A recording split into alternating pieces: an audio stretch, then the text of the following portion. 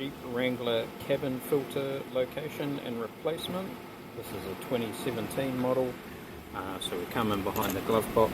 Glove box is pretty easy, you just push these sides in. They're a bit flexible to pull those out. When you come in here, you might see, well, you probably will see this white piece here. All you need to do is come and press your circulation button and you'll see that open up, and then we unclip this black mesh cover here to pull that up, and then in here is our cabin filter, which is header because probably nobody's checked it.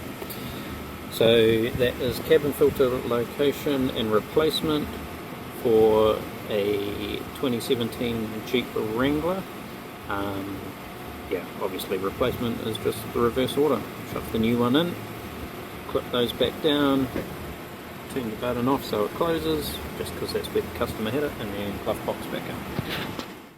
Okay, I hope that has helped you out today. Don't forget to click the like button and also click the subscribe while you're there. We've got a bunch of diagnostic solutions and tips and tricks for professional mechanics like ourselves, and also for the serious DIYs at home. So click that subscribe and the bell so you get notified, and we will see you in the next video.